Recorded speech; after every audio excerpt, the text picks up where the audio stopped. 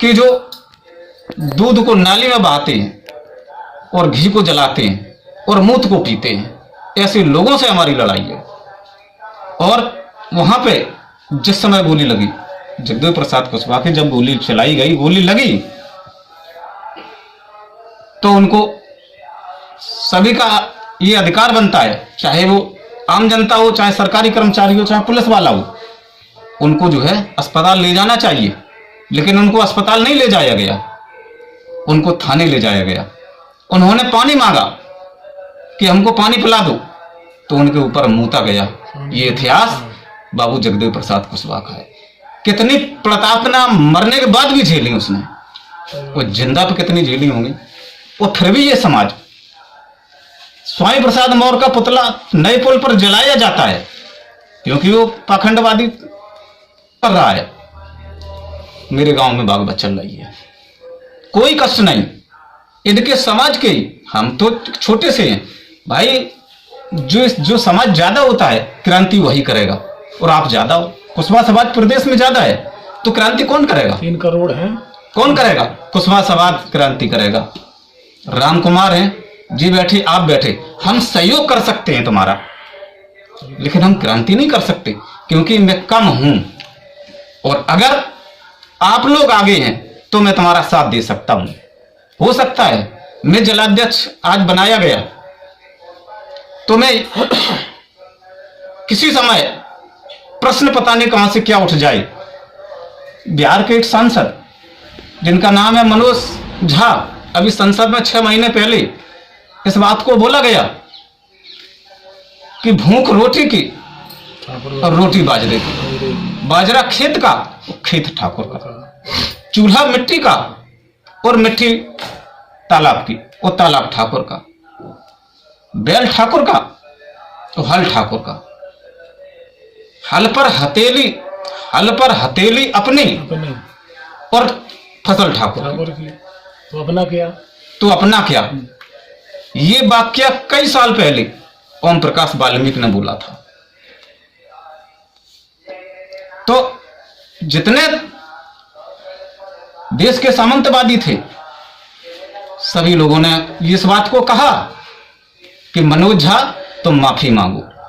अरे जब तुम ये कह सकते हो कि मनोज झा तुम माफी मांगो, तो हमारे समाज से एक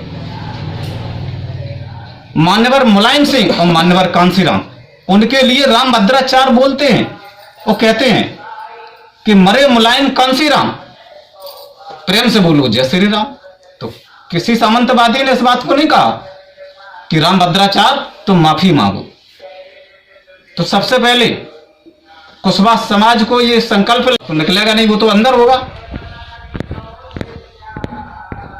ये संकल्प कौन लेगा बताइए भाई? जिला अध्यक्ष का नेतृत्व अगर कोई निभाता है तो मंच पर बुलाया जाएगा, और मंच पर अगर बुलाया जाएगा तो चाहे पार्टी का नेतृत्व हो, चाहे पाखंडवाद का हो। मैं पाखंडवादी नहीं हूं, किसी की भागवत में कभी जाता नहीं हूं, कोई चंदा नहीं देता, क्योंकि इसी देश में हमने देखा है, हरियाणा के एक मुख्यमंत्री हुआ करते थे, शिक्षा घोटाला में उन्होंने भर्ती में घोटाला किया तो उनको जेल जाना पड़ा था। वो उत्तर प्रदेश के अंदर 69,000 भर्ती में घोटाला हुआ, दोबारा सरकार बनती है। क्यों बनती है? क्योंकि वही बाबा लखनऊ वाला वो इस बात को कहता है कि जिस समय लोग कांवर भरने जाएंगे तो हेलीकॉप्टर से फूलों की वर्षा की जाएगी। ओबीसी को तो क्या चाहिए? मंदिर चाहिए, घंटा चाहिए, नौकरी उसको चाहिए नहीं। तो मैं नौकरी की चर्चा करूंगा, मैं हक अधिकार की चर्चा करूंगा, और बाबा साहब ने जो हमको दिया है सब कुछ, उसके अधिकार की चर्चा करूंगा। तो जब चर्चा करूंगा तो फिर जो लोग समझने वाले हैं वो साथ आएंगे, और मजदूरी करने वाले हैं वो को उनको पीछे भी ना रहे। जी एक बहुत बड़ी समस्या है। तो आप अपने राष्ट्रीय अध्यक्ष से इस बात को पुख्ता कर लीजिए कि राम कुमार जिलाध्यक्ष तो बन रहा है। इन्होंने मीटिंग करवाई थी तो मैंने सबसे पहले बाबा को घेरा था, याद करिए। मैंने इस बात को कहा था कि इस देश में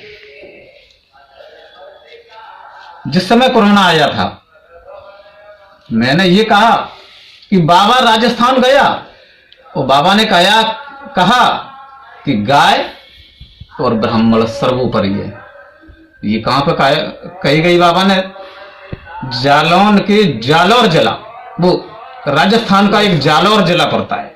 तो बाबा वहां गया तो उसने इस बात को कहा कि गाय तो ब्राह्मण सर्वोपरि है।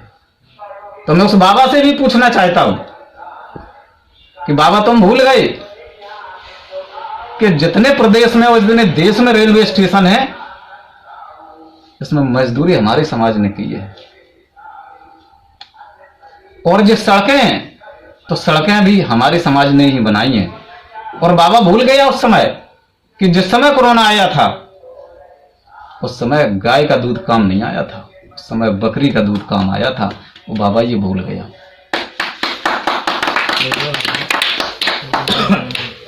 तो सरकार की अगर गतिविधियां